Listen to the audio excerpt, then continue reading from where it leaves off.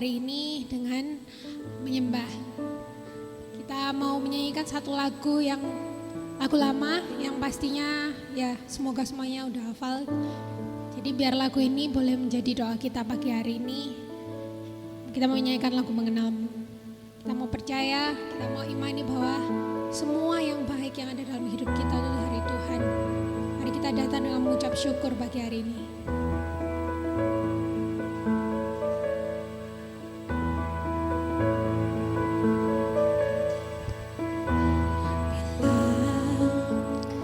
Buka mataku dan lihat wajahmu, ku terkagum bila ku lihat hidupku dan karya tanganmu, ku tersanjung karena semua yang baik dalam hidupku, itulah karyamu. Kau beri kesempatan yang baru, aku ingin mengenalmu Tuhan lebih dalam dari semua yang ku kenal. Tiada kasih yang melebihimu, ku ada untuk mencari penyembahmu. Mari sama-sama kita berdiri. Mari kita cari penyembah Tuhan pagi. Bila ku buka mataku dan lihat wajahmu, ku terkagum bila ku lihat hidupku dan karya tanganmu, ku tersanjung karena semua yang baik dalam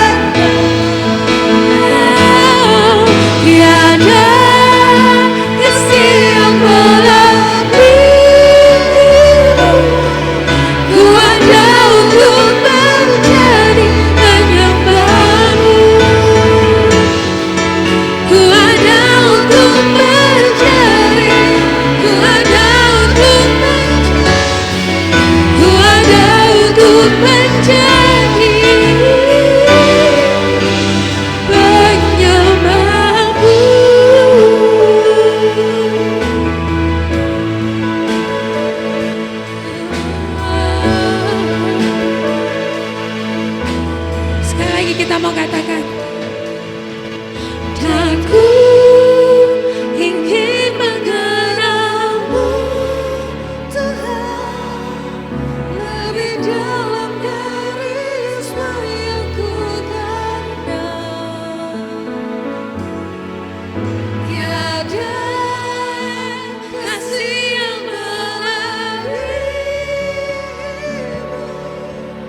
Ku ada untuk mencari penyembahmu. Ku ada untuk mencari. Ku ada untuk mencari. Ku ada untuk mencari penyembahmu.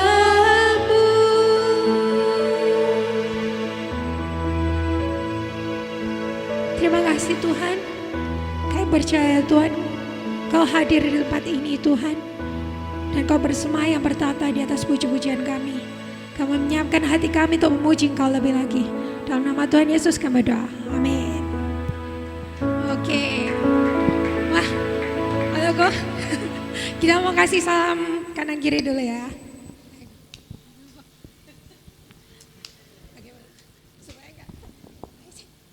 Oke, kita mau memuji Tuhan lebih lagi.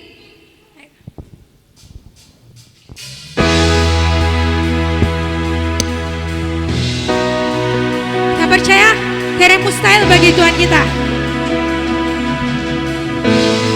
Sama-sama kita katakan.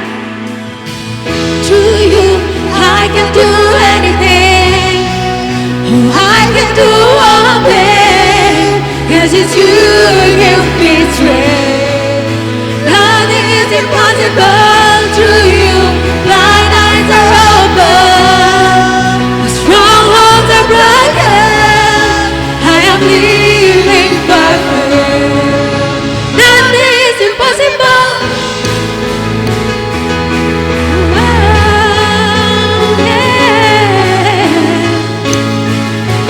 Sama-sama kita katakan. I'm not gonna live. Oh, I'm gonna live by what I see. Not gonna live. I'm not gonna live by what I feel. 'Cause deep down I know that you're here with me. 'Cause I know that you can do anything. To you I can do anything. Oh, I can do all things. 'Cause it's you who give me strength. Nothing is impossible through you.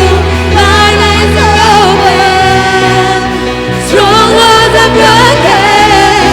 I am living by faith. Nothing is impossible.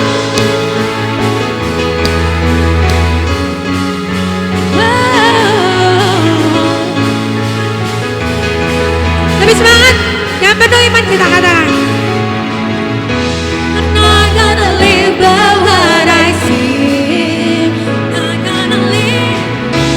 I'm not gonna live by what I feel. Deep down I know that you're here with me. 'Cause I know that you can do anything. Get up. To you I can do anything. Oh, I can do all things. 'Cause it's you who give me strength. Nothing is impossible to you. My eyes are open. Strongholds are broken. I am living by faith. Nothing is impossible.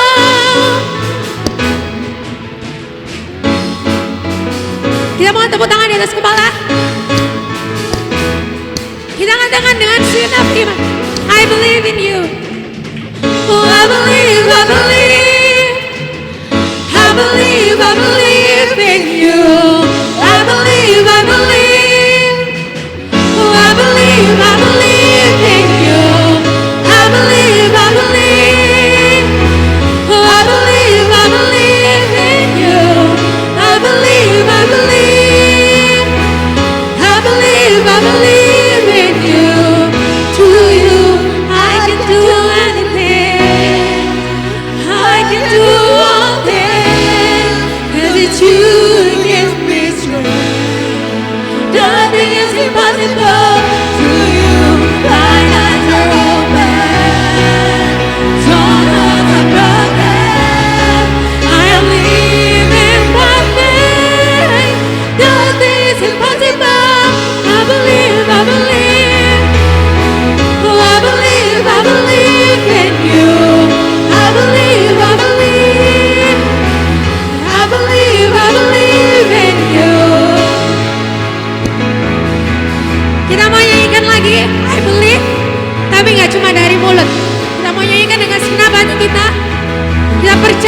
bahwa Dia yang hanya bisa Dia percaya. Oh, I believe, I believe. I believe, I believe in you. I believe, I believe. I believe, I believe. Lebih keras lagi kita katakan. I believe, Jesus. I believe, yes, I believe, I believe. Oh, I believe in you. I believe, I believe. I believe in you. I believe, I believe. Oh, I believe in you. Saudara-saudara yang mulia bagi Tuhan kita.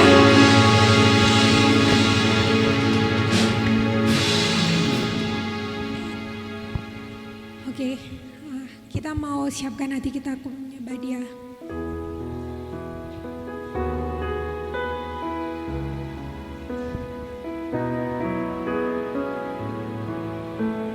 Satu lagu yang diciptakan oleh seorang yang sudah berpulang. Kita tahu semua ceritanya. Tapi kita mau contoh bahwa hidup di dunia ini panjang atau pendek gak pengaruh ya. Tapi kualitas hidup kita biar kita memberikan yang terbaik buat Tuhan. Kita gak tahu kapan waktu kita berhenti. Tapi biar dalam setiap hari kita mau belajar untuk mengandalkan Tuhan. Untuk mengundang Dia dalam hati kita.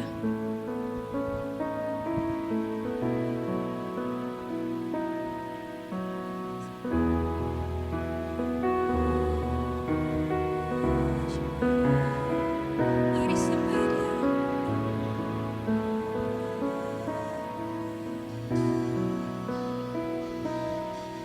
Saat ku berjalan,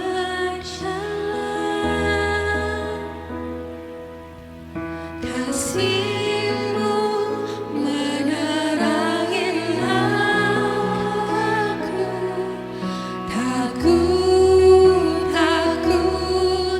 Takut bimbang, karena ku tahu Kau bersamaku.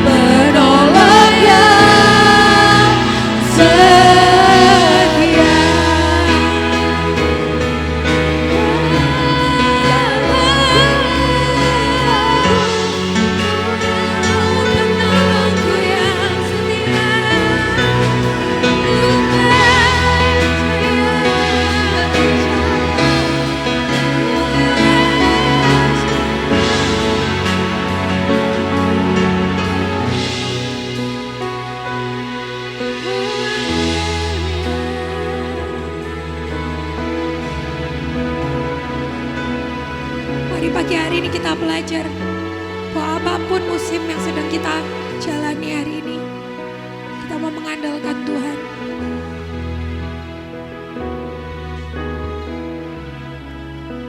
Mari datang. Kita semua terbuka di hadapannya. Kau lebih tahu yang terbaik bagiku. Kau lebih sanggup pulihkan hidupku. Ku berserah, ku percaya hanya Yesus penolong yang setia.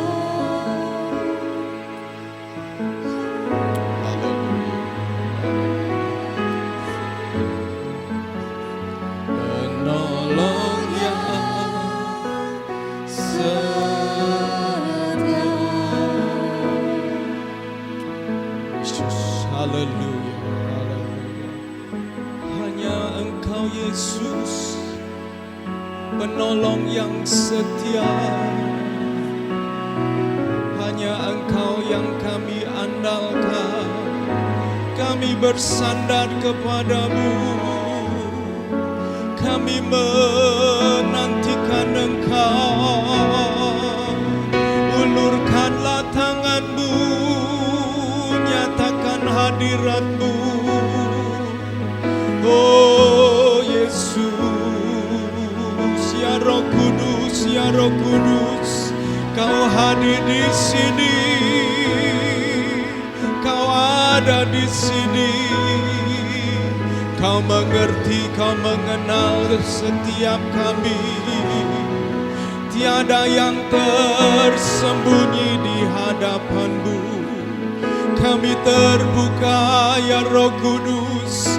Bekerjalah, bekerjalah. Haleluya, haleluya. Oh Bapa di dalam surga, kami meminta Engkau sekali lagi melawat setiap kami. Tuhan, Engkau jauh lebih tahu apa yang kami perlukan. Mari Roh Kudus, Engkau sekali lagi berjalan-jalan di antara kami.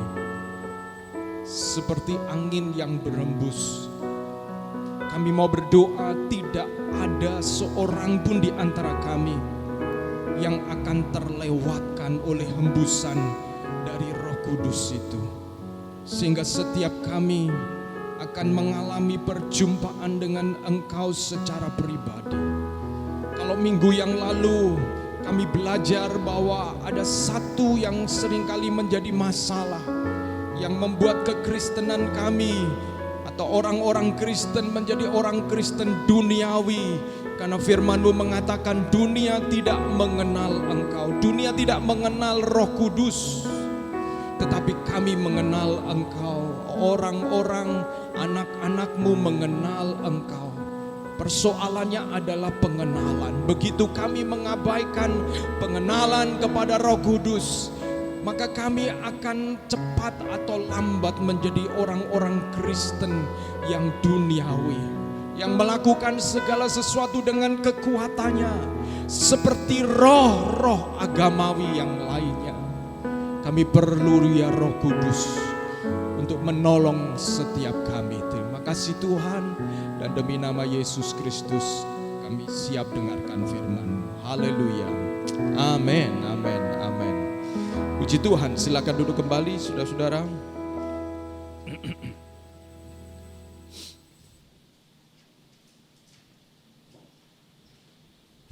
Terima kasih buat tim worship yang menolong kita untuk fokus mengarahkan diri kepada Tuhan. Dan saya menyambut setiap saudara-saudara yang pagi hari ini hadir, ya, saudara bangun pagi mempersiapkan diri, dan kalau saudara sudah dikaruniai anak, maka saudara juga harus mempersiapkan anak-anak saudara untuk bisa bersama-sama hadir ke gereja, begitu ya.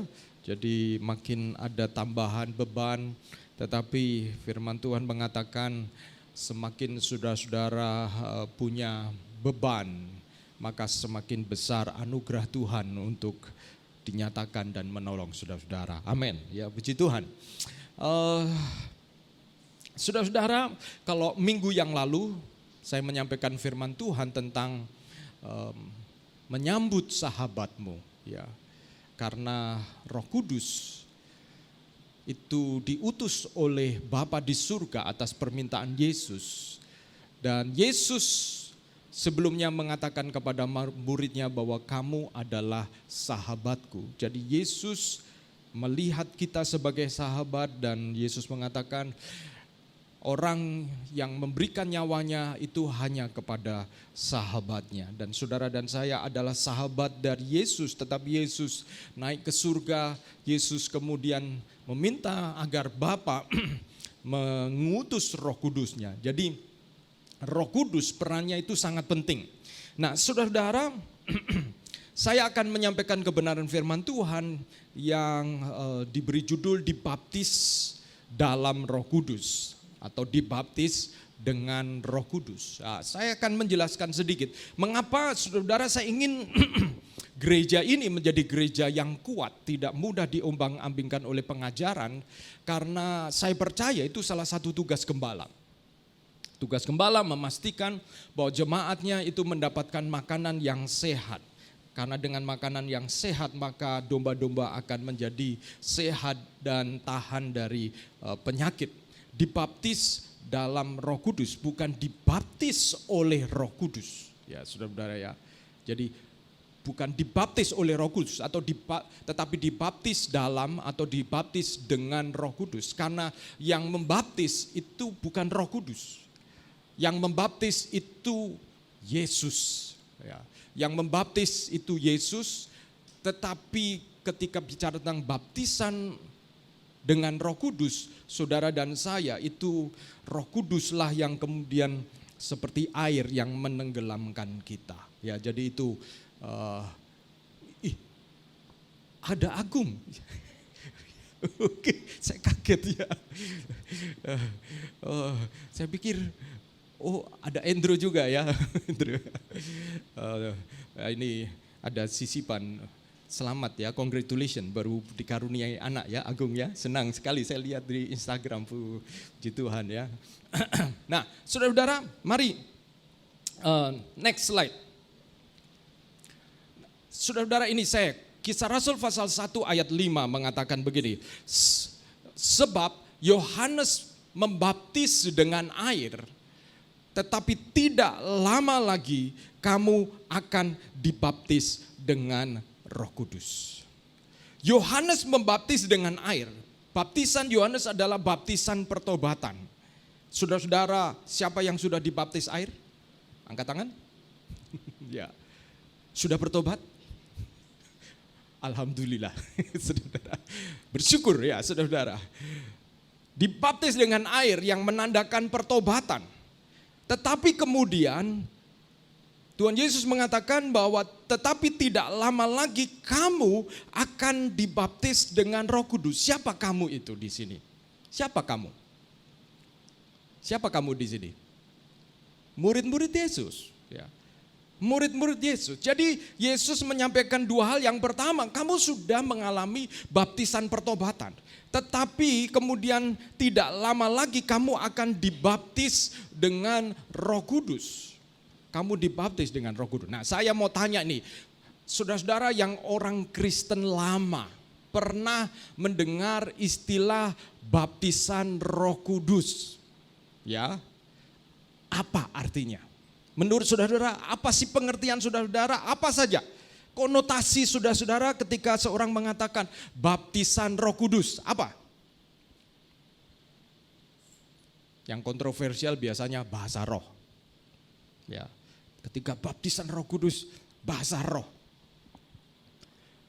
Atau apalagi baptisan Roh Kudus, karismatik. Kalau saudara ke gereja non karismatik atau Pentakostan, saudara akan jarang mendengar istilah baptisan Roh Kudus. Nah, saya tidak akan mengajar pagi hari ini tetapi tentang beberapa pengertian dari beberapa gereja tentang baptisan Roh Kudus. Karena gereja kita adalah Pentakosta Karismatik, saya hanya akan mengajarkan apa yang kita percayai. Nah, saudara-saudara, baptisan Roh Kudus seringkali dimengerti atau dipahami hanya sebatas atau kebanyakan tentang bahasa roh.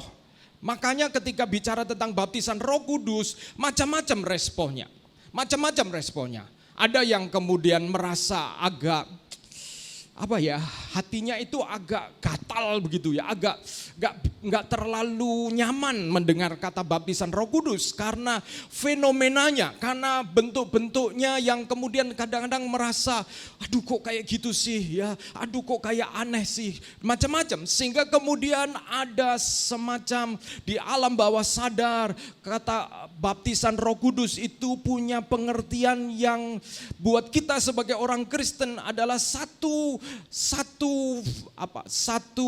kebenaran yang kita tidak terlalu, kalau ibarat di ruang tamu itu tidak diletakkan di ruang tamu dan ditawarkan, tapi itu lebih tepatnya diletakkan di sudut, di gudang begitu ya.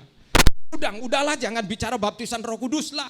Pokoknya jadi orang Kristen yang sungguh-sungguh, yang baik melakukan ini dan itu. Tetapi saudara-saudara, itu sebabnya saya pagi hari ini saya mau membawa, kalau saudara-saudara menyimpan baptisan Roh Kudus, istilah baptisan Roh Kudus, kebenaran baptisan Roh Kudus itu di gudang, jarang diutak-atik. Saya pagi ini saya mau bawa dan kita mari pelajari bersama-sama. Karena itu kadang-kadang karena efek-efek yang negatif yang menyebabkan kita tidak mengerti dengan benar apa itu baptisan Roh Kudus. Next slide. Pola dari PL, saudara-saudara begini. Ada pola dari PL. Kalau di Perjanjian Lama itu ketika Raja Israel, pertama kali Raja Israel itu adalah Saul namanya, ketika dia dipilih oleh Allah. Pada waktu Israel belum punya raja, maka kemudian Samuel mengurapi Saul. Dan sebelum Saul menjadi raja, ada nabi, ada imam pada zaman Musa.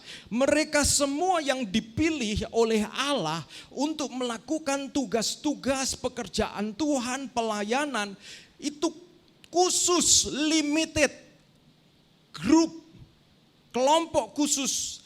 Itu polanya adalah Allah mengurapi nabi, imam, raja yang diberi tugas dengan minyak, dengan disertai tanda-tanda heran dan mujizat. Jadi kalau Perjanjian Lama, seseorang yang kemudian ditunjuk menjadi nabi, dipilih menjadi nabi, imam, raja, maka mereka kemudian diurapi. Dan bukan hanya diurapi, minyak urapan itu wangi sekali. Kalau saudara diurapi, saudara berjalan saja, seluruh ruangan tahu bahwa saudara diurapi.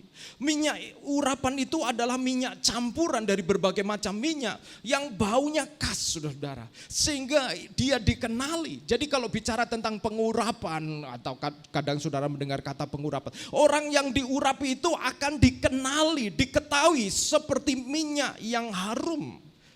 Jadi orang yang diurapi itu tidak sembarangan. Kalau saudara dan saya didoakan, kiranya engkau diurapi di gereja, di pelayanan. Tetapi kemudian keluar dari gereja, maka kemudian sembarangan. Itu tidak benar itu, saudara-saudara. Itu pengurapan yang tidak benar.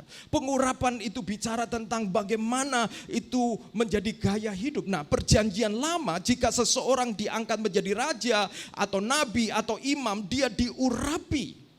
Dan bukan hanya wangi saja, tetapi mereka kemudian akan diberi tanda bahwa orang ini adalah orang yang spesial, orang yang dipersiapkan.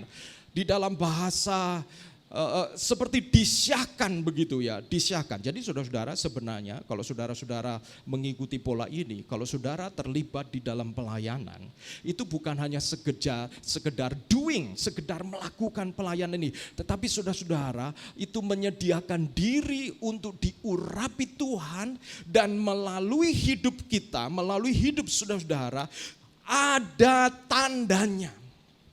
ada tandanya. Nah contoh 1 Samuel pasal 10 ayat 1, ini dia. Lalu Samuel mengambil buli-buli berisi minyak, dituangkannya ke atas kepala Saul, diciumnyalah dia sambil berkata, bukankah Tuhan telah mengurapi engkau menjadi raja atas umatnya Israel? Engkau akan memegang tampuk pemerintahan atas umat Tuhan dan engkau akan menyelamatkannya dari tangan musuh-musuh di sekitarmu. Saya berhenti di sini. Perhatikan di sini. Siapa Saul? Saul itu pertama-tama dia seorang yang punya inferiority complex. Dia seorang yang minder. Dia mengatakan, aku ini dari kaum keluarga terkecil, dari suku Benyamin. Benyamin itu adalah anak terakhir, anak bungsu. Sama seperti kalau keluarga saudara-saudara, biasanya yang memimpin bukan anak bungsu, tetapi anak sulung. Kalau orang tua saudara punya usaha, kalau anak sulung adalah laki-laki, biasanya anak sulung duluan yang kemudian dapat giliran. Ya, kalau anak sulungnya laki-laki, itu hampir sama. Jadi Saul itu berasal dari Benyamin, suku yang paling bontot, paling bungsu. Dan di antara suku itu ada keluarga-keluarga, ada kaum-kaum keluarga, dan Saul adalah anak dari kaum keluarga yang paling kecil. Jadi gak terlalu diperhitungkan. Sama kadang-kadang saudara-saudara, kalau saudara-saudara punya kenal marga-marga tertentu, ya orang-orang Chinese marga-marga tertentu, itu ada marga-marga yang memang mereka duduk di pemerintahan. Kalau di Cungkok sana mungkin ya saudara-saudara, ada marga-marga yang punya usaha ini, ada marga-marga yang usaha ini, bengkel dan lain sebagainya. Nah, Saul adalah keturunan dari marga yang terkecil, jadi dia tidak pede. Dia nggak percaya diri, bagaimana saya bisa memimpin 12 suku ini yang sebelumnya tidak bisa disatukan. Tetapi kemudian ketika ketika Allah memilih dia melalui Samuel, maka kemudian dia diurapi, dan bukan hanya diurapi, tetapi dikatakan dia akan menyelamatkan orang-orang Israel dari tangan musuh-musuhnya. Dan inilah tanda bagimu bahwa Tuhan telah mengurapi engkau menjadi raja atas miliknya sendiri. Tandanya itu ada di dalam ayat 6. Maka roh Tuhan berkuasa atasmu, engkau akan kepenuhan bersama-sama dengan mereka dan berubah menjadi manusia lain. Yang tadinya enggak percaya diri Saul, maka dia mengalami perubahan yang kemudian dikenal sebagai manusia lain. Dia menjadi seorang yang confidence, seorang yang yakin dengan tugasnya, saudara-saudara, bahwa dia mampu karena dia diurapi. Dia diurapi. Nah, ini pola perjanjian lama. Khusus hanya raja, imam, nabi. Rakyat biasa nggak dapat, saudara-saudara. Tidak dapat. Rakyat biasa tidak dapat. Lalu, next. Allah berjanji bahwa pengurapan kepada para imam, nabi, dan raja akan diberikan kepada semua orang secara demokratis. Yaitu menyeluruh tua, muda, laki-laki, perempuan, tuan dan hamba.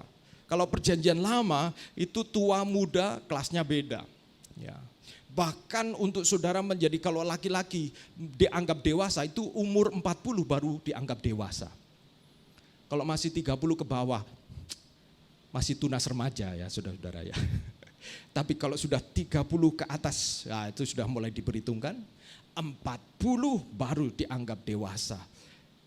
Laki-laki dan perempuan. Perempuan itu kalau perjanjian lama jarang disebut namanya. Laki-laki yang banyak disebut namanya. Tuan dan hamba apalagi. Tetapi kemudian di dalam Yoel pasal 2 ayat 28 dan ayat 28 dan 29. Kemudian daripada itu akan terjadi bahwa aku akan mencurahkan rohku ke atas semua manusia. Jadi Allah berjanji akan mencurahkan rohnya bukan hanya kepada raja, nabi, imam saja, tetapi ke atas semua manusia. Maka anak-anakmu laki-laki dan perempuan akan bernubuat. Orang-orangmu yang tua akan mendapat mimpi, teruna-terunamu, orang-orang muda akan mendapat penglihatan-penglihatan. Juga ke atas hambamu laki-laki dan perempuan akan kucurahkan rohku pada hari-hari itu. Jadi saudara-saudara, kalau perjanjian lama pertama mengatakan, kamu raja, saya urapi. Karena aku berikan tugas kepadamu, maka saya urapi dan supaya kamu akan diakui. Karena kamu menjadi berbeda, punya karisma. Kamu akan memiliki hikmat, kamu akan bisa mengatur negara ini, kerajaan ini. Imam juga sama, nabi juga sama. Sehingga rakyat biasa itu hanya menanti saja. Tetapi kemudian kitab Yoel mengatakan satu kali, aku akan mencurahkan rohku kepada semua orang, tidak terbatas. Laki-laki, perempuan, tua, muda, hamba laki-laki maupun hamba perempuan, semua akan kucurahkan rohku pada hari-hari itu. Dan jangan lupa kalau saudara baca ayat selanjutnya itu dihubungkan dengan misalnya ayat 32. Dan barang siapa yang berseru kepada nama Tuhan akan diselamatkan, sebab di Gunung Sion dan di Yerusalem akan ada keselamatan. Roh Tuhan diberikan kepada semua orang bukan untuk merasa diri spesial. Merasa diri aku lebih rohani karena aku bisa bahasa roh. Karena aku bisa menyembah Tuhan. Sehingga aku lebih rohani. Bukan menimbulkan satu rasa bahwa dia lebih tinggi daripada yang lain. Dia lebih rohani daripada yang lain. Tetapi roh Tuhan dicurahkan ada hubungannya supaya kemudian orang berseru kepada Tuhan. Ayat 32 mengatakan, supaya orang mulai berseru kepada Tuhan dan kemudian diselamatkan. Jadi roh Tuhan diberikan kepada semua orang percaya, hubungannya supaya orang lain diselamatkan. Pertanyaannya, bagaimana roh Tuhan itu bekerja yang menyebabkan orang lain pada akhirnya menyadari adanya Tuhan. Menyadari adanya Tuhan. Saudara-saudara, satu kali saya cerita ini. Ketika ayah saya baru percaya Yesus, dia menjadi percaya Yesus, lalu kemudian dia akhirnya setelah beberapa bulan menyembunyikan dari keluarganya, karena keluarganya semua di desa itu tidak ada yang Kristen. Di daerah Pasuruan, ya, ayah saya dari Pasuruan. Dan kemudian karena ayah saya bekerja di pabrik gula di Kedawung, kalau saudara tahu Kedawung dekat Gerati sana, maka kemudian ayah saya kemudian awalnya tinggal di mes, lama-lama dia ingin tinggal bersama dengan pendetanya, dengan gembalanya. Lalu dia tinggal di situ. Nah, saudara-saudara, satu kali ayah saya menceritakan bahwa ada kerabatnya, keluarganya yang kemudian meninggal dunia. Karena meninggal dunia, maka semua dikumpulkan. Nah, ada anggota keluarga yang tidak bisa hadir pada waktu itu. Karena tidak bisa hadir, maka ada seseorang yang diminta oleh pihak keluarga yang mengalami kedukaan ini untuk orang itu secara roh gitu ya, mewakili yang tidak hadir. Ya. Jadi orang itu tiba-tiba suaranya berubah seperti orang yang tidak hadir. Yang tidak hadir salah satunya adalah ayah saya sebenarnya.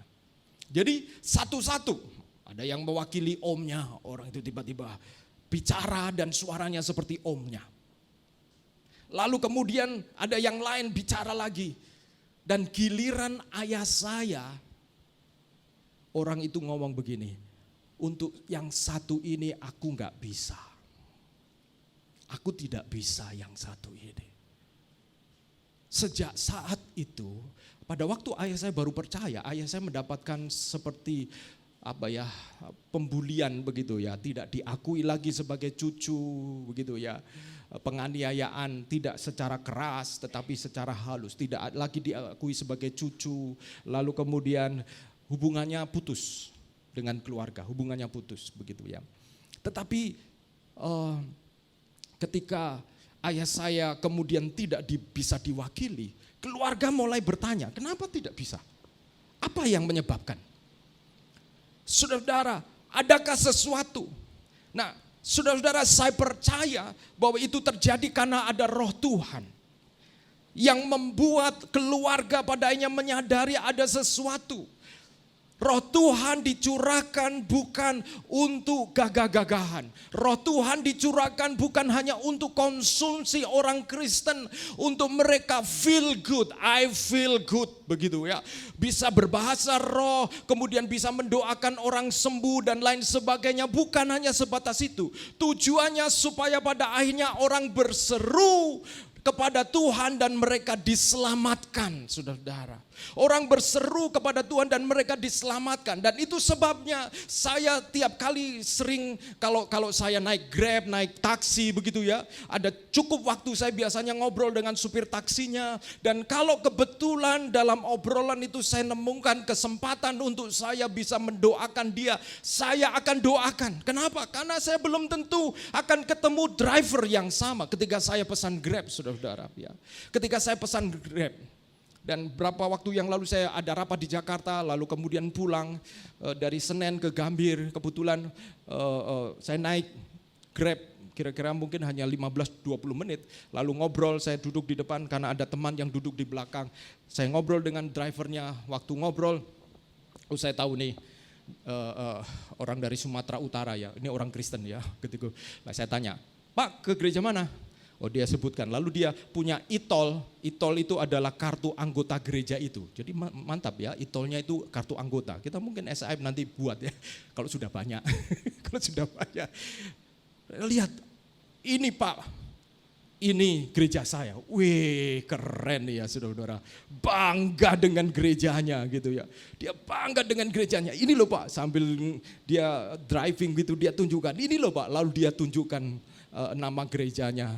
Waduh saya ngomong keren juga ya Pak. Iya Pak, ngobrol-ngobrol lalu dia tanya apa pekerjaan saya. Karena dia orang Kristen ya saya biasanya langsung ngomong, saya pendeta Pak. Oh Pak pendeta gitu ya. Lalu ketika saya ngomong Pak pendeta, dia makin terbuka bagaimana dia kemudian pekerjaan. Tetapi saudara-saudara begitu berhenti di Gambir ngedrop kami. Biasanya dia orang taksi itu hanya ngedrop di pintu lalu dia pergi. Tapi dia ngomong, Pak pendeta saya antar sampai masuk. Oke. Waktu sampai masuk, saya bilang, Pak boleh saya doakan? Oh ya silakan. Lalu dia kemudian berhenti, saya doakan dia. Saudara-saudara kenapa? Apa yang saya lakukan? Mengapa? Karena saya percaya bahwa Roh Tuhan diberikan kepada kita supaya Roh Tuhan itu akan menyertai kita dengan tanda-tanda heran dan mujizat sehingga orang kemudian berseru agar orang tersebut diselamatkan. Kalau bukan orang itu, keluarganya. Kalau bukan keluarganya, rekanannya dan lain sebagainya. Jadi saudara-saudara, mengapa saya lakukan itu? Memang tidak selalu saya fit ya, ada kalanya saya capek begitu ya kalau di perjalanan itu. Makanya kalau saudara-saudara saya percaya bahwa tubuh yang sehat itu juga diperlukan agar kita bisa menggenapi rencana Tuhan. Makanya saya dan saudara nggak boleh sakit-sakitan ya. Kalau sakit-sakitan kita nggak bisa menggenapi rencana Tuhan. Kenapa? Naik mobil capek, tidur, nggak bisa bersaksi ya saudara-saudara. Tetapi saudara-saudara yang saya yakini bahwa Roh Tuhan bukan hanya diberikan di dalam gedung gereja, di mana orang Kristen kemudian menjadi jago kandang. Ada di tempat mereka lompat-lompat, mereka melakukan hal-hal yang luar biasa, spektakuler, lighting, smoking, apapun itu juga. Tetapi begitu keluar, seolah-olah nggak tahu dan nggak mau tahu orang lain. Saya yakin kalau itu yang terjadi bukan itu kehendak Tuhan bagi orang percaya. Tetapi Tuhan sudah menjanjikan kepada setiap kita agar Roh Tuhan itu diberikan, dicurahkan secara demokratis. artinya jemaat tidak bisa ngomong, dia pendeta, makanya dia bisa. Saudara, seringkali kita pendeta, hamba Tuhan, justru banyak belajar dari jemaat yang sungguh-sungguh, yang benar-benar tulus mengasihi Tuhan, yang berkomitmen. Ya, berapa waktu yang lalu saya telepon ibu saya tanya kabarnya. Lalu ibu saya sekarang ditugaskan, walaupun sudah pensiun jadi pendeta, tetapi masih diminta ditugaskan ke sebuah pos PI, cabang gereja.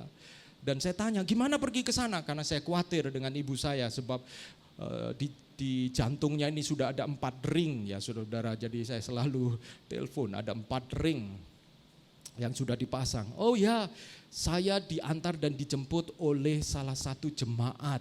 Oh ya, karena jemaatnya rumahnya, kalau saudara tahu Semarang, ada satu perumahan namanya Pasadena. Rumahnya Pasadena, jadi kadang-kadang saya diantar dan dijemput begitu oleh jemaat ini. Oh ya, lalu saya tanya gimana dia, orangnya muda atau sudah tua? Oh dia punya anak 3, masih kecil-kecil. Oh lalu gimana? Dan kemudian dia cerita, karena mobilnya kecil bersama dengan 3 anak, kadang-kadang jemput, bukan hanya jemput ibu saya, dia jemputi jemaat yang lain. Saya tanya, apakah dia pengurus gereja? Bukan, dia jemaat biasa, tapi hatinya luar biasa. Dan apa yang terjadi? Nah, karena mobilnya kecil, lalu jemput beberapa jemaat, kadang-kadang anaknya harus ngalah, gitu ya saudara-saudara. Dan kadang-kadang anak kecil ini ya saudara-saudara, anak kecil kan nggak tahu jaga perasaan ya. Begitu mobil sesean, anak kecil biasanya komplain, ya toh. Nah, tamu yang dijemput perasaannya tidak enak, betul ya, saudara. Kalau saudara dijemput seseorang yang punya mobil, papa mamanya welcome kita, tapi anaknya ngomong, "Pak, iki kok mobilnya jadi sempit, Pak? Aku enggak, kenapa om ini ada di mobil kita?" Saudara rasanya ingin buka jendela lalu lompat dari jendela itu ya saudara. Saya pernah di Jakarta begitu ya saudara. Saya dipinjemi mobil untuk keperluan, ada keperluan, anaknya tiba-tiba bangun tidur. Waktu saya mau bawa mobil, lupa mobilnya kok dibawa sama om itu. Aku mau sekolah diantar pakai mobil itu. Rasanya saudara-saudara, saya mau serahkan kunci aja. Lalu teman saya mengatakan, gak apa-apa Kelvin ya namanya. Kelvin gak apa-apa gitu. Ini Om Agus, nanti kamu pakai mobil Alphard aja. Ini mobil Kijang biar dibawa Om Agus gitu ya saudara. Tapi perasaan tidak enak. Dan saudara-saudara, akhirnya ada jemaat yang lain yang usahanya diberkati Tuhan, dia punya banyak mobil yang lebih besar, dipinjamkan kepada jemaat ini untuk jemputi jemaat ini. Saudara-saudara,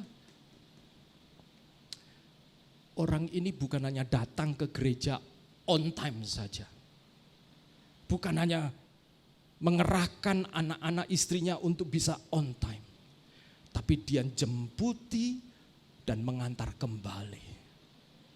Dia bukan punya bis, dia punya mobil yang kecil. Tetapi saya yakin dari situ saudara-saudara, saya belajar bahwa orang ini sungguh-sungguh. Jadi saudara-saudara, siapapun kita, pendeta, jemaat, semua kalau roh Tuhan dicurahkan atas kita, maka kita akan mampu melakukan extra mile. Yang ketiga, penggenapan janji Allah. Kalau tadi pola perjanjian lama, lalu kemudian Allah berjanji semua akan mendapatkan curahan Roh Kudus, maka perjanjian baru, penggenapan janji Allah itu ada dalam perjanjian baru.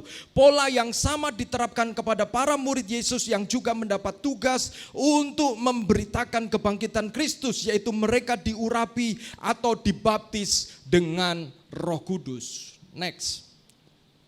Lukas, next slide.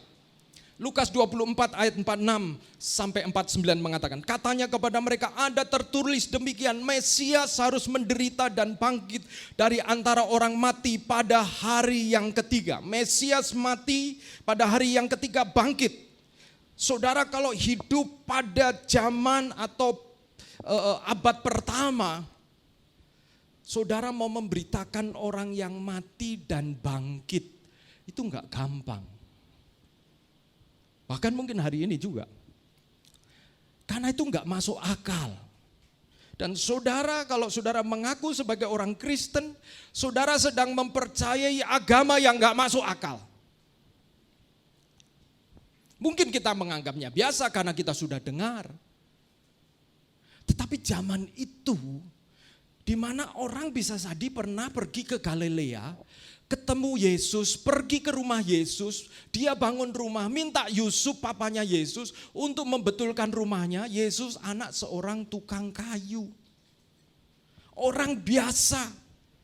Masa tiba-tiba ini saudara-saudara, misalnya David ini ya, David yang saudara kenal, David main tenis bersama-sama, tiba-tiba kemudian David, saya minta maaf ya, David mati dan bangkit gitu ya. Lalu saudara-saudara teman-temannya, mudahkah percaya gitu? Jelas gak mudah kan? Saudara bisa merasakan pressure, tekanan buat orang Kristen, murid-murid untuk memberitakan Yesus yang bangkit. Itu sebuah tekanan yang luar biasa. Makanya pada waktu Yesus mati, lalu kemudian mereka langsung kunci pintu, mereka bersembunyi. Mereka enggak mau keluar kalau Yesus masih hidup. Yesus melakukan mujizat, menyembuhkan orang sakit, memberi makan 5.000 orang. Murid-murid, mereka akan dengan bangga selalu memperkenalkan di name tag-nya Petrus, bawahnya murid Yesus yang pertama. Yang kedua, Yakobus, murid Yesus yang kedua. Yang ketiga, Yohanes, saudara dengan name tag. Jalan begitu. Kenalkan, saya murid Yesus. Waktu beli, aduh maaf uangnya kurang ini. Besok nanti sore saya datang ya. Kenapa? Karena saya murid Yesus. Murid Yesus jadi jaminan mutu, saudara-saudara. Keren. Tapi begitu Yesus disalibkan, Yesus mati. Semua name tag dilepas. Semua atribut tentang Yesus dilepas. Mereka sembunyi. Karena mereka merasa kecewa. Mereka merasa bahwa apa yang mereka yakini bahwa Yesus akan menjadi raja di atas segala raja itu kemudian hancur. Tetapi kemudian Yesus bangkit dan 40 hari Yesus menyempatkan mengunjungi murid-muridnya. Dan setelah 40 hari mereka yang awalnya sembunyi, yang awalnya takut, bukan hanya takut, mereka balik kampung. Ada 2 murid yang pulang kampung ke Emmaus. Mereka kembali ke pekerjaan mereka semula. Mereka merasa PHP selama 3,5 tahun ini ternyata kita percaya kepada sesuatu yang bojai, yang sia-sia, yang ternyata seperti guru-guru sebelumnya. Tetapi ketika Yesus bangkit menjumpai mereka satu persatu, maka dikatakan dalam Lukas 24, pikiran mereka terbuka. Mereka tahu. Dan saudara-saudara, akhirnya orang yang ketakutan tiba-tiba bisa berani berkumpul bersama di Yerusalem dan berdoa. Itu saja sudah menunjukkan bahwa secara intern mereka punya keberanian. Tetapi itu tidak cukup. Karena untuk memberitakan kepada orang perlu meyakinkan mereka. Itu sebabnya kemudian Yesus mengatakan kepada mereka, kalau Yohanes Pembaptis membaptis kamu, maka satu kali kamu akan dibaptis dengan Roh Kudus. Kenapa saudara-saudara? Karena orang Kristen mula-mula punya tugas yang maha berat. Kekristenan bukan menjadi sebuah agama yang wow, pengikutnya sekian juta, pengikutnya sekian miliar dari penduduk ini. Sama seperti kalau saudara-saudara masuk ke sebuah kota yang semua orang itu Kristen di situ, saudara akan rasa bangga. Ya. Kalau saudara pergi ke Manado atau pergi ke Ambon pada waktu Paskah atau pada waktu Natal, saudara akan rasa Kristen itu ya. Saudara di pojok-pojok pos-pos kamling itu ya, ada pohon-pohon Natal. Kalau saudara pergi ke Ambon, rasanya itu rasa Natal beneran gitu ya. Kalau kita di sini Natal, rasa Natal itu biasanya di mall ya. Tapi kalau di sana itu bisa di mana-mana. Bukan itu saja, satu kali saya ingat waktu Paskah, anak-anak kecil bangun jam 4 pagi. bawa obor di daerah tempat saya tinggal, lalu berteriak sambil pukul panci dan lain sebagainya. Yesus sudah bangkit, Yesus sudah bangkit. Itu di Ambon, saudara-saudara. Kalau saudara lakukan di sini, Satpol PP lalu datang ya saudara. Tapi itulah ketika kekristenan sudah menjadi sebuah agama yang kemudian punya kekuatan politik, punya kekuatan pengaruh. Tapi pada waktu jemaat mula-mula, Yesus sudah naik ke surga, gak ada pengaruh. Tetapi Roh Kudus, Yesus menjanjikan Roh Kudus, dan itulah sebabnya kalau saudara dan saya di Indonesia akhirnya bisa mengenal Yesus. Karena ada jemaat mula-mula yang mengalami baptisan Roh Kudus. Nah sekarang saudara-saudara, slide. Sebab Yohanes membaptis dengan air, tetapi tidak lama lagi kamu akan dibaptis dengan Roh Kudus. Tetapi kamu akan menerima kuasa kalau Roh Kudus turun ke atas kamu. Dan kamu akan menjadi saksiku di Yerusalem, di seluruh Yudea dan Samaria dan sampai ke ujung bumi. Saudara-saudara, Roh Kudus diberikan untuk kemudian mereka menjadi saksi. Sesuatu yang mustahil. Saudara-saudara, kalau kita menyaksikan sesuatu yang masuk akal, yang common, yang biasa, tetapi karena kita saksi mata, itu mudah. Tetapi walaupun kita saksi mata, tapi sesuatu yang gak masuk akal itu tidak mudah. Bagaimana kemudian bisa meyakinkan mereka? Dikatakan bahwa Roh Kudus ketika dicurahkan akan menyertai orang-orang percaya dengan tanda-tanda heran dan mujizat. Jadi tanda heran dan mujizat ini awal-awalnya bukan pertama-tama untuk kepentingan mereka sendiri, saudara-saudara. Tetapi untuk meneguhkan Injil Yesus Kristus. Untuk meneguhkan berita kebangkitan. Sehingga tanda-tanda heran dan mujizat itu untuk pertama-tama menegaskan bahwa Yesus yang mereka beritakan adalah Allah yang diutus oleh Bapa untuk turun ke dunia dan sekarang dia menyatakan diri keilahiannya. Kenapa? Karena ada tanda-tanda supranatural.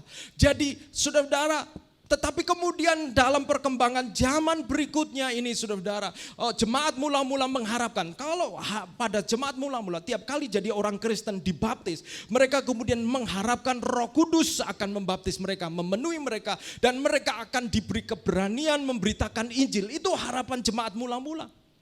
Tetapi kemudian lama-lama bergeser ketika ada perkembangan pengajaran tentang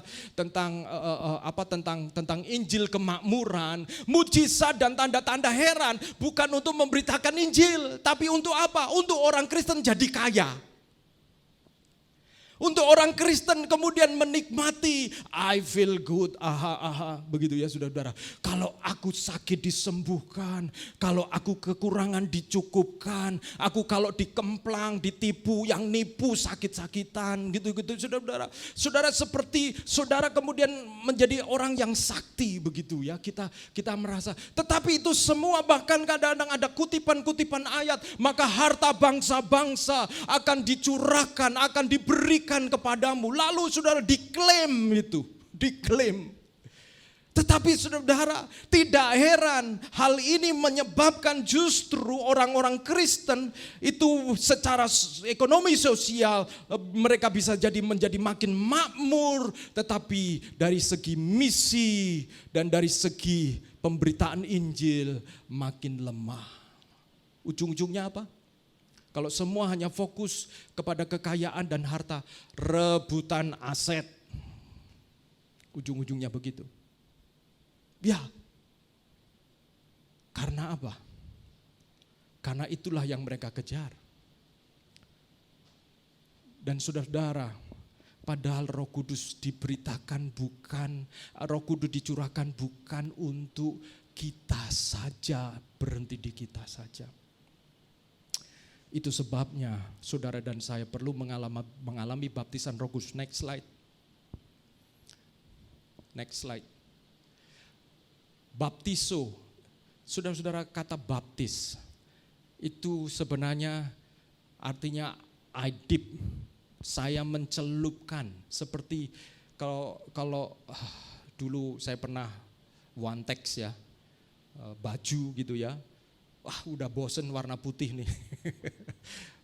Dulu masih moodnya mood menghemat ya, saudara, masih mahasiswa gitu ya. Saya ingat tuh, saya punya baju putih kesukaan, lalu kelunturan gitu ya. Waduh, ini baju putih kelunturan, ya apa ini ya? Akhirnya saya celupkan sekaligus gitu ya, diwarnai gitu. Sehingga warnanya sekaligus sama seperti yang melunturi baju putih itu. Dan kalau saudara mewantex atau mewarnai baju, itu saudara akan celupkan pasti berulang-ulang supaya tidak ada bagian yang kemudian karena udara atau karena lipatan itu tidak terkena celupan. Baptiso itu artinya begitu. Sehingga memang kalau saudara dibaptis itu seharusnya tidak ada bagian dari hidup kita yang tidak dikuasai oleh Kristus. Nah sekarang baptisan dengan Roh Kudus itu apa artinya? Dan sama, baptiso itu juga bisa berarti kapal yang kemudian tenggelam, tetapi sebelum tenggelam dia seluruh udara dari kapal itu keluar, blebeb, blebeb, blebeb, blebeb, lalu kemudian tenggelam sampai tidak ada bagian dari kapal itu yang tidak terisi air. Makanya baptisan Roh Kudus itu juga sama dengan kepenuhan Roh Kudus. Karena seperti tadi, seperti kapal. Dan saudara-saudara, slide berikutnya. Saya tanya kepada saudara-saudara, berapa lama saudara sebagai orang Kristen? Menurut saudara-saudara, memberitakan kabar keselamatan, macam-macam. Wah, kita tinggal di Indonesia, pluralisme, kita harus saling menghormati agama, benar. Tapi saudara-saudara, apa saudara pikir bahwa jemaat mula-mula itu tidak punya masalahnya sendiri? Mereka punya masalah sendiri. Mungkin mereka tidak membawa berita Injil Kristus itu kepada macam-macam agama, tetapi mereka ditekan oleh kekaisaran Romawi. Ketika mereka berjamuan kudus, ada yang memfitnah, melaporkan mereka bahwa mereka ini makan manusia. Karena mereka mendengar orang Kristen mula-mula, marilah kita minum darah Yesus. Oh gitu ya saudara. Sehingga mereka itu dilaporkan kanibal. Itu benar-benar real, benar-benar nyata. Saudara, berarti kekristenan itu bukan hanya soal beragama, tetapi kekristenan itu soal bagaimana kita mengalami Roh Kudus, dan pada akhirnya Roh Kudus itu akan memampukan kita untuk melakukan tugas yang Tuhan berikan. Pekerjaan apapun saudara dan saya, di dalamnya ada tugas. Bukan berarti kemudian kita tidak bekerja, saudara harus bekerja. Karena saudara dan saya masih hidup di muka bumi. Tetapi jangan lupa bahwa saudara dan saya juga ada panggilan untuk memberitakan Injil kepada orang lain. Murid-murid Yesus, ada yang memang full time. Dari nelayan tinggalkan jaringnya, tinggalkan kapalnya. Tetapi Lydia, seorang pengusaha kain ungu, dia tetap jadi pengusaha. Tetapi rumahnya terbuka di Filipi untuk persekutuan. Saudara-saudara, karena Roh Kudus, maka saudara dan saya hari ini bisa mendengar Injil dan menerima Injil itu. Pertanyaan berikutnya, bagaimana kita mengalami baptisan Roh Kudus? Slide terakhir. Haus. Mungkin saya memberitakan firman Tuhan pagi ini bukan firman Tuhan yang saudara mudah cerna. Seperti saudara makan makanan yang langsung diemplok begitu aja. Tapi saya tidak mau saudara dan saya menjadi orang-orang yang hanya bisa disuapin saja. Makanan-makanan yang ringan. Ketika susah, saudara ada firman Tuhan yang menghibur. Ketika berbeban berat, ada firman Tuhan yang meringankan kita. Saudara-saudara, jemaat mula-mula ketika mereka berkumpul tidak selalu mendengar firman yang membuat mereka lega. Jemaat mula-mula kadang-kadang mendengar firman yang membuat mereka bahkan gak berani pulang. Mereka tetap kumpul di gereja. Tetap berkumpul di rumah itu. Kenapa? Karena mereka takut. Itu sebabnya mereka kumpul di situ dan berdoa. Kalau saudara baca Kisah Rasul pasal 4. Pada waktu sebelumnya ada Rasul Petrus yang ditangkap. Mereka kumpul takut. Dan disitulah justru jemaat kemudian dilawat oleh Roh Kudus. Haus. Pertanyaan saya, haus itu gimana saudara-saudara? Haus itu tidak bisa sekedar saudara dan saya berimajinasi di padang gurun lalu rasa haus. Haus hanya terjadi kalau kita menyadari kondisi kita. Saya setelah sekian tahun di Surabaya, ya, dulu saya tinggal di Malang, saya tahunya Surabaya ini, banyak gereja, ya banyak gereja. Lalu waktu akhirnya kami dapat rumah kontrakan di Citraland, di belakang mall, enak ya saudara-saudara ya, seret ke mall gitu ya.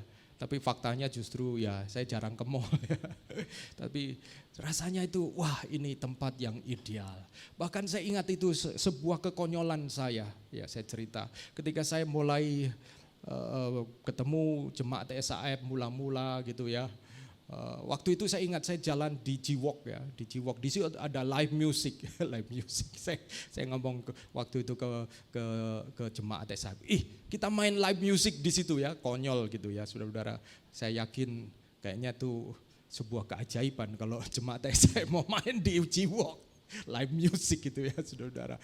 Harga diri langsung jatuh, pecah berkeping-keping, susah dikumpulin lagi. Loh, gitu ya, saudara. Tetapi waktu saya makin lama di Surabaya, memang ada banyak gereja. Tetapi apakah semua orang sudah mendengar berita Injil? Saya kadang-kadang jalan masuk ke kampung-kampung, saudara-saudara. Ya, saya jalan pagi masuk ke kampung. Mereka tidak tersentuh sama sekali oleh Injil.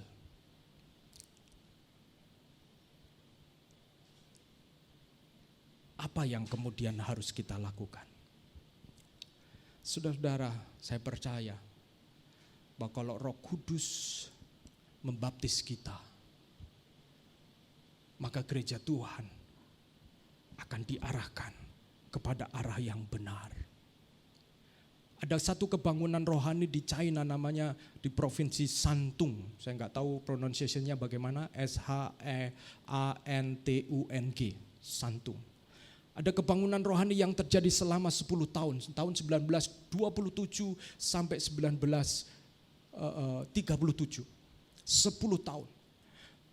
Dan pada waktu itu di China, orang-orang kekristenan sudah mulai diberitakan, banyak misioneri sudah datang ke China, misioneri dari Southern Baptist, mereka datang ke China, tetapi kemudian pada waktu itu gereja mengalami sejak tahun 19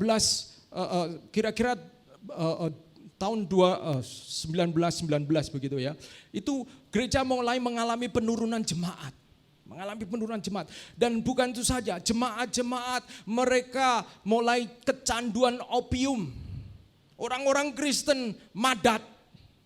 Bukan itu saja, mereka punya concubine. Apa itu concubine? Selir. Mereka punya istri kedua, istri ketiga. Dan bukan itu saja saudara-saudara, para misionerinya, utusan gereja yang mereka dari Eropa datang ke China, mereka kemudian juga merasa bahwa usaha mereka seperti sia-sia, mereka frustasi.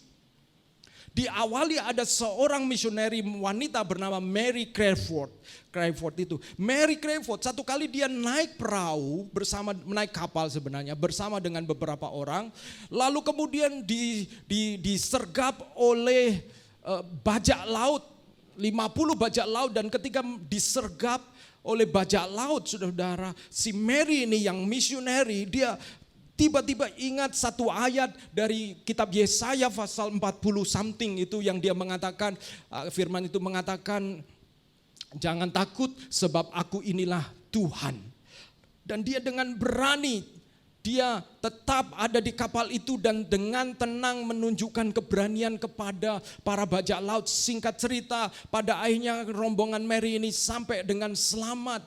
Dan bukan hanya itu saja, tetapi Mary kemudian justru di pengalaman dengan para bajak laut itu punya pengalaman pribadi dengan Tuhan, bahwa hidupnya sebenarnya pergi ke China untuk membuat para bajak laut ini tidak berubah menjadi bukan bajak laut lagi. Dia seperti ada panggilan yang seperti itu, dan akhirnya dia selalu mengkhotbahkan dan mempertanyakan ini kepada semua orang Kristen. Are you born again? Apakah kamu sudah lahir kembali? Bahkan dia tanyakan kepada misioneri yang sudah melayani bertahun-tahun di Cina, apakah kamu sudah lahir kembali? Lu sudah jadi misioneri ditanya apakah kamu lahir kembali?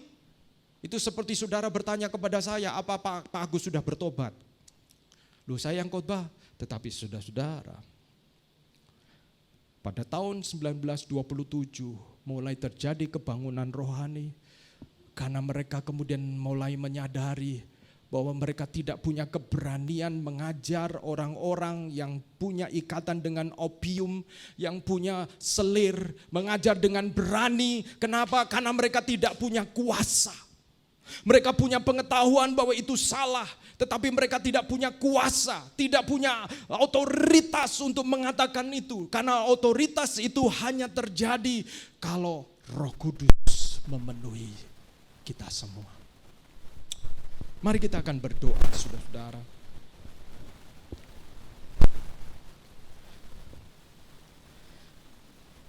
Pak Agus, saya minta pemain musik maju ke depan. Mungkin ada yang bertanya, Pak Agus, khotbah Pak Agus ini relevansinya dengan persoalan keluarga saya apa? Saudara-saudara, relevansinya adalah situasi keadaan kita masing-masing akan menjadi ladang buat Roh Kudus bekerja. Akan menjadi kesempatan buat Roh Kudus bekerja.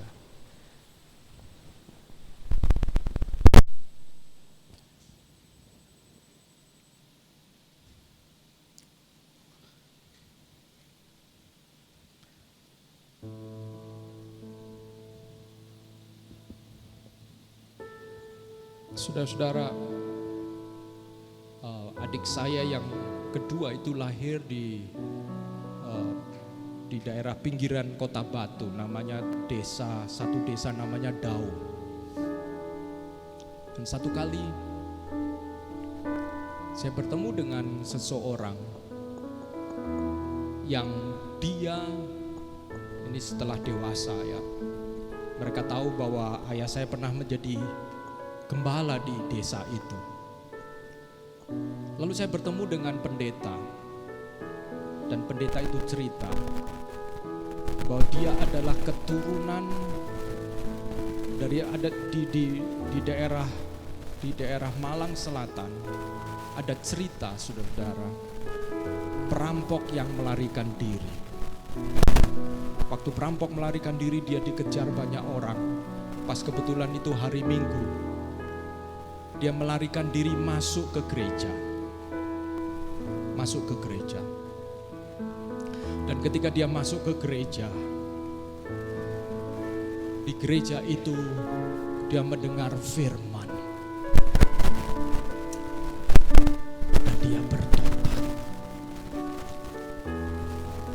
Betapa powerfulnya gereja di mana Roh Kudus ada. Dan bukan itu saja, Tapi kemudian saya mendapati keturunan dari perampok itu yang hatinya dijamah oleh Tuhan. Saya masih percaya karena Roh Kudus sampai Yesus datang kali yang kedua itu diberikan untuk saudara dan saya, untuk berbagai macam situasi dan keadaan. Mari kita sama-sama bangkit berdiri.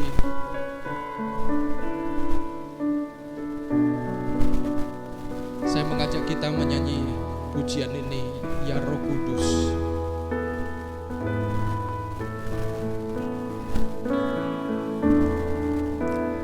Ya Roh Kudus berhembus sekarang, berhembuslah di tempat ini, mengalirkan Roh-Mu, membawa kuasa-Mu. Ya Roh Kudus hadir di sini. Nyanyikan ini sebagai doamu. Ya Roh Kudus berhembus sekarang, berhembuslah di tempat ini, mengalirkan Roh-Mu, membawa kuasa-Mu. Ya Roh Kudus hadir di sini. Untuk mengalami baptisan Roh Kudus, saudara harus haus. Saudara dan saya harus merindukan. Merindukan bukan seperti saudara dan saya akan mendapatkan high spiritual, saudara akan merasa hype, saudara merasa terangkat, bukan. Kehausan yang dimaksud adalah saudara mulai menyadari betapa lemahnya kita, betapa kita perlu Roh Kudus. Sama seperti di Santung, orang-orang Kristen, para hamba Tuhan di sana, mereka menjadi frustasi karena jemaat mereka dengar firman Tuhan tetapi tidak mengalami perubahan hidup, justru mengalami penurunan. Banyak hal yang mereka kerjakan, strategi ini, strategi itu, tapi mereka seperti menghantam tembok. Kemudian 1925 mereka mulai berdoa meminta Tuhan bekerja. Dan Tuhan kemudian menjawab doa mereka 2 tahun berikutnya, 1927. Ada kebangunan rohani yang terjadi, yang kemudian itu bukan hanya di Santung, di provinsi Santung, tetapi itu mempengaruhi provinsi-provinsi yang lain. Saya ingat 2009 saya melayani di Shanghai, waktu itu belum saya kenal SAF. Saya mengajar ada 300 mahasiswa underground, mahasiswa yang mereka di sekolah Alkitab yang tidak diakui. Saya mengajar di apartemen-apartemen, tapi saya masih bisa melihat bagaimana pengaruh dari kebangunan rohani ini ada jejak. Mereka duduk di lantai mulai pagi jam 8 sampai jam 5 sore saya mengajar, jam 12 sampai jam 1 mereka istirahat. Tetapi mereka begitu luar biasa. Saya yakin saudara, tidak harus kita mengalami penganiayaan seperti mereka, tidak harus kita mengalami tekanan seperti mereka. Kita bisa juga mengalami hal yang sama. Pagi hari ini kalau ada situasi kondisi keluargamu yang engkau tahu perlu kuasa Tuhan, perlu uluran tangan Tuhan. Roh Kudus, undang Roh Kudus untuk bekerja, untuk menjadi afirmasi peneguhan berita Injil bahwa Yesus sudah bangkit mengalahkan maut. Kalau saudara-saudara juga datang dengan berbagai macam keadaan, mengingat teman-temanmu, mengingat orang-orang yang kau kenal, engkau perlu Roh Kudus. Undang Roh Kudus. Nyanyikan pujian ini sebagai doa kita.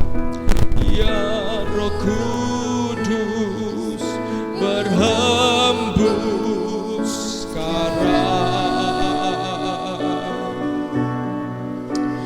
berhembuslah di tempat ini, mengalirlah Roh-Mu, membawa kuasa-Mu. Ya Roh Kudus, hadir di sini. Ya Roh Kudus, ya Roh Kudus, berhembus sekarang. Amin, amin. Berhembuslah di tempat ini, mengalirlah Roh-Mu, membawa kuasa. Ya Roh Kudus, hadir di sini. Izinkan saya mengambil waktu. Saudara-saudara, hari Jumat nanti kita akan mengadakan Raise Up Community Corner. Sudah 2 kali kita mengadakan, ada orang-orang yang datang. Saudara dan saya harus diurapi oleh Roh Kudus untuk menyatakan kuasa-Nya, untuk mereka bisa melihat dan berseru kepada Tuhan dan diselamatkan. Haleluya, haleluya. Izinkan saya mengambil waktu mungkin 5 menit. Saya mengundang saudara-saudara yang ingin mengalami baptisan Roh Kudus untuk maju ke depan. Sebagai gereja Tuhan, seringkali gereja dikelola sedemikian rupa sehingga kemudian gereja bisa berjalan sedemikian teratur, tetapi tanpa kehadiran Roh Kudus. Too much noise but no power. Ada banyak kebisingan, ada banyak hal, tapi kehilangan kuasa. Dan kesempatan siang hari ini, saudara-saudara yang ingin didoakan sebagai bagian dari respon kepada firman Tuhan, saya minta engkau maju ke depan. Haleluya, haleluya. Kalau ada, silakan terbuka. This is family, saudara-saudara. Ini keluarga. Feel free to respond. Ini keluarga. Masih ada yang lain? Masih ada yang lain, silakan kalau ada yang lain. Saudara-saudara, mungkin saudara-saudara menjalani kekristenanmu dan engkau tidak begitu enjoy. Engkau merasa bahwa engkau memikul sesuatu yang berat. Padahal engkau tahu ada kesempatan-kesempatan di mana sebenarnya engkau bisa menyatakan kuasanya, tetapi engkau tidak ada keberanian. Waktunya saudara-saudara mengundang Roh Kudus seperti kepada jemaat mula-mula untuk hadir dan memenuhi engkau. Ya Roh Kudus, saya minta singer menyanyikan pujian ini. Saya minta bantuan untuk Ibu Lili dan seluruh jemaat. Mari kita ambil waktu berdoa bersama.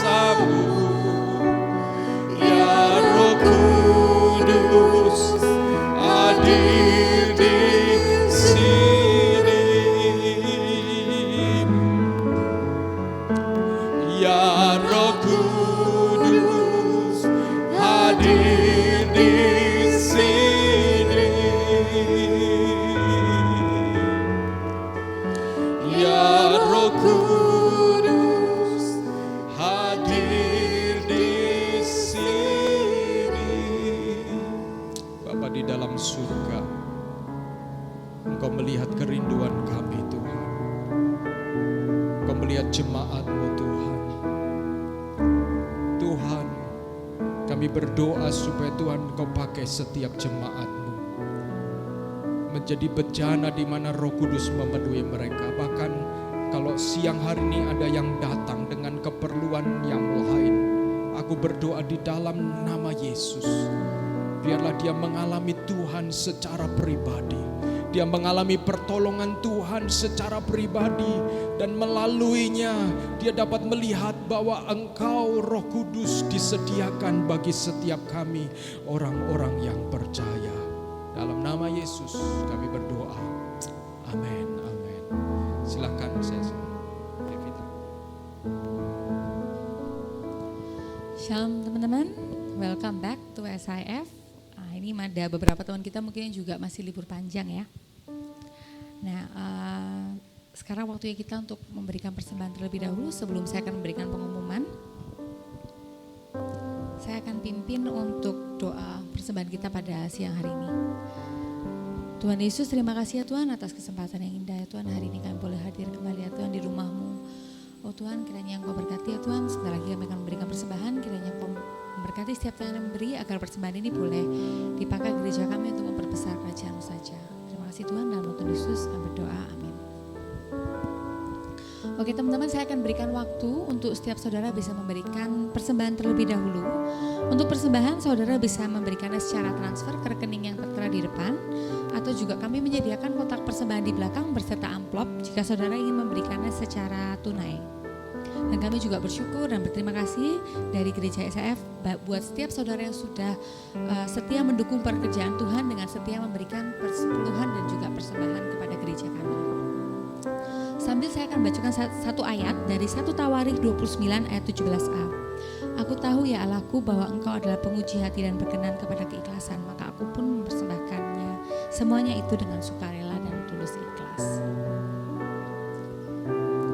Oke, kami juga mengucapkan terima kasih untuk setiap saudara yang sudah melayani pada hari ini, dan juga untuk setiap jemaat Tuhan yang sudah datang secara on time jam 10 di gereja kami. Dan juga kami mau welcome, mungkin juga ada teman-teman yang baru pertama kali hadir, mungkin udah lama juga terus kembali hadir di hari ini, welcome to our church. Dan kami juga menginvite untuk setiap saudara bisa hadir kembali di gereja kami setiap hari Minggu Sunday service jam 10 di tempat ini. Nah, untuk hari Selasa kita mengingatkan untuk seluruh KTB leaders untuk bisa hadir di KTB leadership ya di hari Selasa. Nanti untuk detailnya akan di-share di grup ya, di grup KTB leadership. Dan kami juga encourage, setelah kemarin Kamis kita libur, ada beberapa KTB juga yang mengadakan outing. Nah di minggu depan ini, nanti hari Kamis kita juga ingatin teman-teman untuk bisa hadir kembali di KTB di hari Kamis. Dan tadi seperti yang sudah disinggung sama Pak Agus, di hari Jumat ada Rise Up Community, mungkin bisa ditampilkan di depan ya. Rise Up Community bisa ditampilkan di depan. Nah ini hari ini speakernya Ko Titi nih, Cak Henry yang kebetulan nanti di Jumat depan ya, di hari Jumat jam 6.30 ini terbuka untuk mahasiswa umum. Nah mungkin teman-teman kalian di sini yang ada saudara atau teman yang masih berkuliah atau bermahasiswa, nah ini waktu yang tepat ya untuk memperkenalkan Tuhan, itu bisa melalui komunitas ini, karena kita tidak terbatas dari Kristen saja. Ada banyak teman-teman kita yang juga tidak beragama Kristen tuh hadir nanti di setiap hari di hari Jumat ini ya, tanggal 17 Mei 2024 jam 6.30. Dan nanti bisa disebarkan kabar baiknya ini di hari Jumat. Dan ini juga kita buka kesempatan, mungkin nanti next speakernya teman-teman di sini juga bisa bantu ya jadi speaker. Nanti bisa diinfokan ke Pak Agus buat yang bersedia melayani. Sekian pengumuman dari saya kembalikan ke Pak Agus.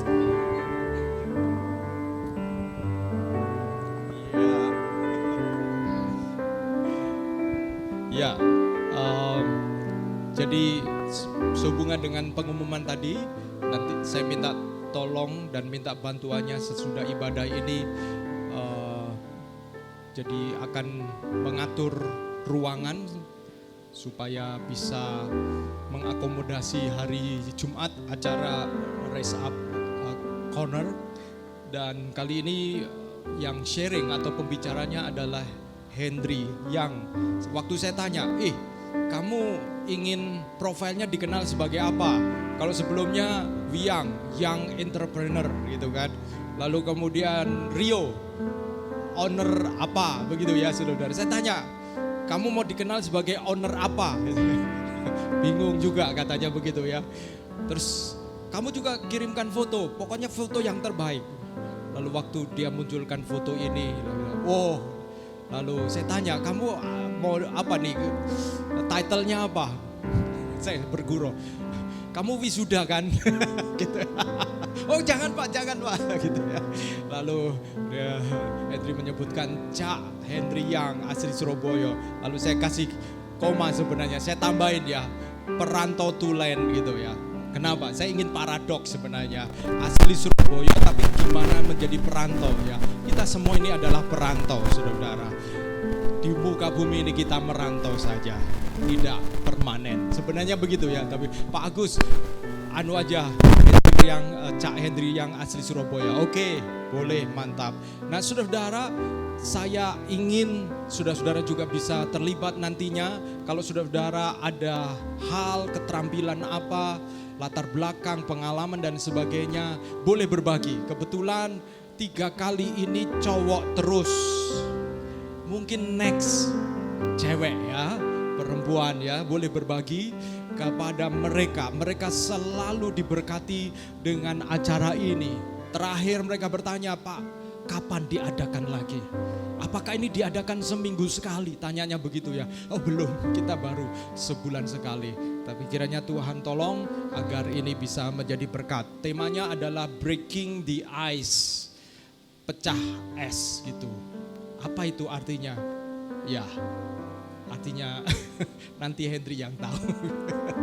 Mari kita bangkit berdiri saudara-saudara. Kita akhiri ibadah kita. Ya, apa kabar semuanya? Semua sehat ya? Puji Tuhan ya. Kita berdoa bersama-sama untuk akhir dari ibadah kita. Doakan untuk ada saudara-saudara kita yang masih sakit. Yang lalu kita terus doakan untuk saudara Gideon ya, Gideon Susanto yang masih ada di Singapura, masih dalam medication, dalam pengobatan. Tuhan tolong ya. Dan ini sekolah-sekolah minggu kita luar biasa ya. Lantai 5 katanya mungkin sudah kosong. Maukah SAF sewa lantai 5? Supaya ada ruang-ruang buat sekolah minggu ya, kita doakan saja. Tetapi kita akan doakan yang sakit. Mungkin ada yang lain saudara-saudara kita, keluarga family yang sakit. Kita terus doakan papanya Rio supaya Tuhan tolong. Ya, mungkin ada keluarga-keluarga yang lain, kita doakan semuanya ya. Oke, saya mau meminta tolong untuk siapa ini? Ferry yang berdoa ya. Tolong dikasih mic-nya, doakan mereka yang sakit.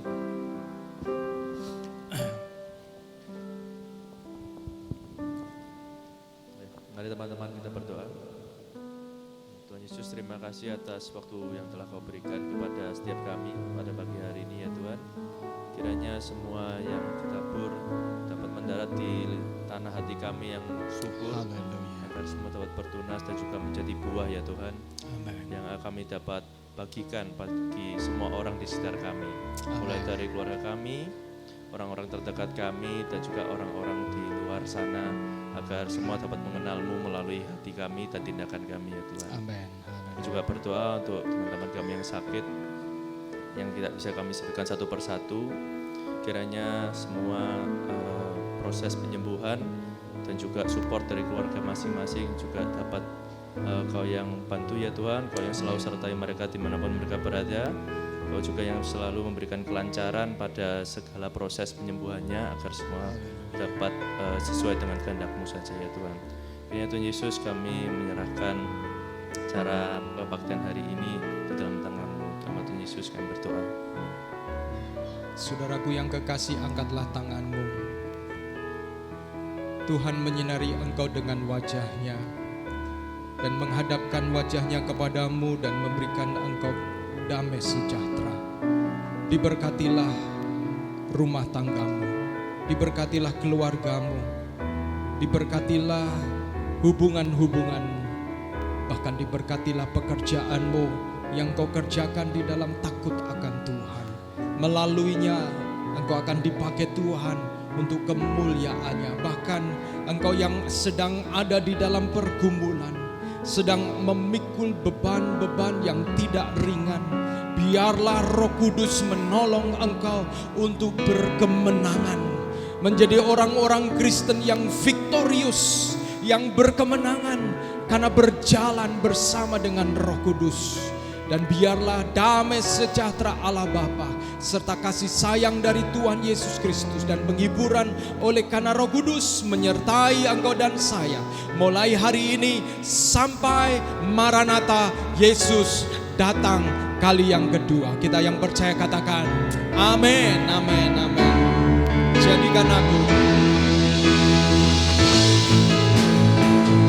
jadikan aku indah yang kepadamu lihat seturut karyamu di dalam hidupku.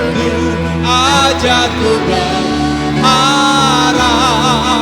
hanya kepadamu, taat dan setia kepadamu Tuhan. Jadikan aku indah yang kau pandang mulia, seturut karyamu di dalam hidupku. Ajarku berharap hanya kepadamu, taat dan setia, taat dan setia, taat dan setia kepadamu Tuhan. Amin, amin. Happy Sunday Tuhan.